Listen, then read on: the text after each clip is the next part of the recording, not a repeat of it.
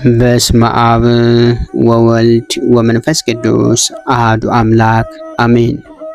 እንኳን በነሐሴ 3 ቀን ታስበውና ተከብረው ለሚውሉ ለቅዱሳን በዓላት በዚች ቀን በገድል የተጠመደ መስተጋድል የከበረ አባ ስምዖን ዘአምድ የዕረፍቱ መታሰቢያ በዓል ከመንግስት ወገን የሆነች ቅድስት ሶፊያ ያረፈችበት የዕረፍቷ መታሰቢያ በዓል በሰላም አደረሳችሁ አደረሰን። አባ ስምዖን ዘአምድ ነሐሴ 3 በዚች ቀን በገድል የተጠመደ መስተጋድል የከበረ አባ ስምዖን ዘአምድ የዕረፍቱ መታሰቢያ በዓል ነው። ለዚህም ቅዱስ 6 ዓመት በሆነው ጊዜ አባቱ የበጎች ጠባቂ አደረገው። ወደ ቤተ ክርስቲያንም በመሄድ ሁልጊዜ ቅዱሳት መጻሕፍትን ይሰማ ነበር። እግዚአብሔርንም ቸርነት አነሳስቶት ወደ አንድ ገዳም ሂዶ መነኮሰ። ብዙ ዘመናትም በገድል ተጠምዶ ሲጋደልና ሰውነቱን ሲያስጨንቅ ኖረ። ከዚህም በኋላ ገመዱ ስጋውን ቆርጦ እስቲገባ ድረስ በወገቡ ላይ ገመድን አሰረ። ስጋውም ተልቶ ከእርሱ ክፉ ሽታ ይወጣ ነበር። ስለ ክፉ ሽታውም መነኩሳቱ አዘኑ፣ ተጸየፉትም። ወደ አበምኔቱም ተሰብስበው ይህንን መነኩስ ስምዖንን ከእኛ ዘንድ ካላስወጣኸው አለበለዚያ አንተን ትተን ወደ ሌላ እንሄዳለን አሉት። እሱም ምን አደረገ አላቸው። እነርሱም ጥራውና አንተ ራስህን እይ አሉት። ጠርቶትም መጥቶ በፊቱ በቆመ ጊዜ ደም ከመግል ጋር በእግሮቹ ላይ ሲፈስ አየ። አበምኔቱንም እጅግ አስጨነቀው። ልብሶቹንም ገልጦ በስጋው ውስጥ የገባውን ያንን ገመድ አየው። አበምኔቱም በእርሱ ላይ ተቆጥቶ ይህንን ታደርግ ዘንድ እንዴት ደፈርክ አለው። በታላቅ ድካምም ያንን ገመድ ከስጋው ውስጥ አወጡት። ቁስሉም እስከሚድን መድኃኒት እያደረጉለት 50 ቀኖችም ያህል ኖረ። ከዚህም በኋላ አበምኔቱ እንዲህ አለው፣ ልጄ ስምዖን ሆይ እንግዲህስ ወደ ፈለግከው ቦታ ሂድ አሉት። ከዚህም ወጥቶ ሄደ። በደረቅ ጉድጓድ ውስጥም ገብቶ ከእባቦችና ከጊንጦች ጋር ኖረ። ከዚህም በኋላ አገልጋዩ ስምዖንን ለምን ሰደድከው? አሁንም ፈልገህ መልሰው፣ በፍርድ ቀን እርሱ ከአንተ ይሻላልና ብሎ ሲገስጸው አበምኔቱ ራእይን አየ። አባ ስምዖንንም ከገዳሙ ስለማውጣቱ ገሰጸው።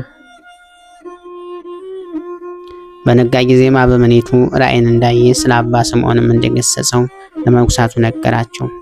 ወንድሞችም ደንግጠው እጅግ አዘኑ። እስከምታገኙትም ሄዳችሁ በቦታው ሁሉ ፈልጉት አላቸው። ሄደውም ፈለጉት፣ ግን አላገኙትም። ከዚህም በኋላ መብራትን አብርተው ወደ ጉድጓድ ውስጥ ገቡ። ያለ መብልና መጠጥም ከእባቦችና ከጊንጦች ጋር ተቀምጦ አዩት።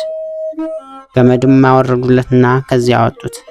በፊቱም ሰግደው በአንተ ላይ ያደረግነውን በደላችንን ይቅር በለን አሉት። እኔንም ስላሳዘንኳችሁ ይቅር በሉኝ አላቸው። ከዚህም በኋላ ወደ ገዳማቸው ወሰዱት። በብዙ ገድልም ተጠምዶ ሲያገለግል ኖረ። ከዚህም በኋላ ከዚያ ገዳም በስውር ወጥቶ ወደ አንዲት አለት ቋጤ ደረሰ። በእርሷም ላይ ሳያርፍና ሳይተኛ 60 ቀን ቆመ። ከዚህም በኋላ የእግዚአብሔር መልአክ ስለ ብዙ ሰዎች ድህነት እግዚአብሔር እንደጠራው ነገረው። ከዛም ሄዶ ቁመቱ 30 ክንድ የሚሆን የድንጋይ ምሰሶ አገኘ። ድንቅ ተአምራትን እያደረገ በሽተኞቹንም እየፈወሰ ወደ እርሱ የሚመጡትንም እያስተማረ 12 ዓመት በድንጋይ ምሰሶ ላይ ቆመ። አባቱም ፈልጎት ነበር፣ ግን ሳያየው ሞተ። እናቱ ግን ወሬውን ሰምታ ከብዙ ዘመናት በኋላ ወደ እርሱ መጣች። በድንጋይ ምሰሶውም ላይ ቆማ አገኘችው። አይታውም አለቀሰች። ከድንጋይ ምሰሶውም በታች ተኛች። ቅዱስ ስምዖንም ጌታችንን በጎ ነገርን ያደርግላት ዘንድ ስለ እርሷ ለመነ። ያን ጊዜም እንደተኛች አረፈችና ከድንጋይ ምሰሶ በታችም ቀበሯት። ሰይጣንም በእርሱ ላይ ቀንቶ እግሩን መታው። ከእግሩ ትል እየወደቀ በአንዲት እግሩ ብቻ ዓመታት ኖረ። ከዚህም በኋላ የሽፍቶች አለቃ ወደ እርሱ መጥቶ ንስሐ ገባ። ጥቂት ቀኖችንም ኖሮ አረፈ። በጸሎቱም ሕይወትን ወረሰ።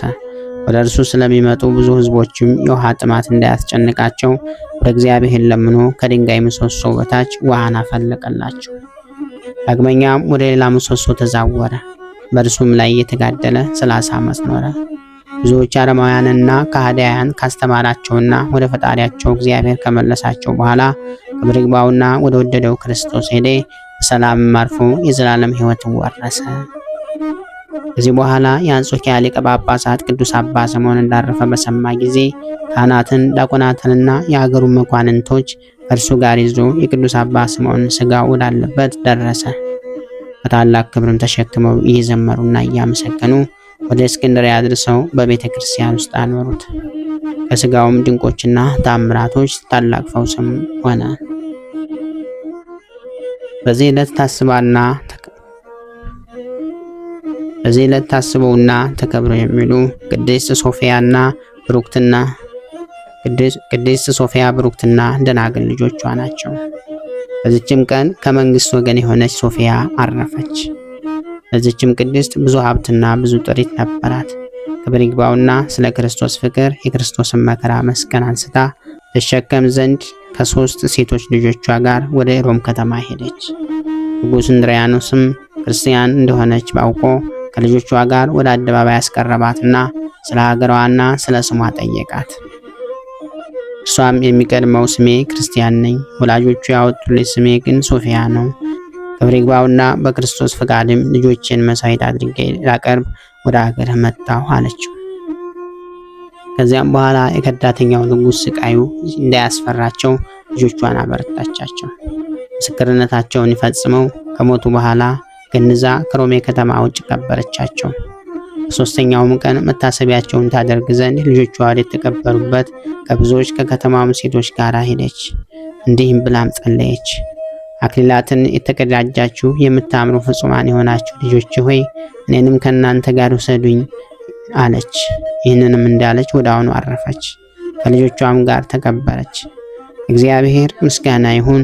እኛንም በቅዱሳኑ ጸሎት ይማረን፣ በረከታቸውም ከኛ ጋር ትኖር ለዘላለሙ አሜን። ክብር ምስጋና ይሁን አንድ አምላክ ለሚሆን ለአብ ለወልድ ለመንፈስ ቅዱስ ስም እስከ ዘላለሙ አሜን። ወስብሐት ለእግዚአብሔር ወለወላዲቱ ድንግል ወለመስቀሉ ክቡር። ይቆየን።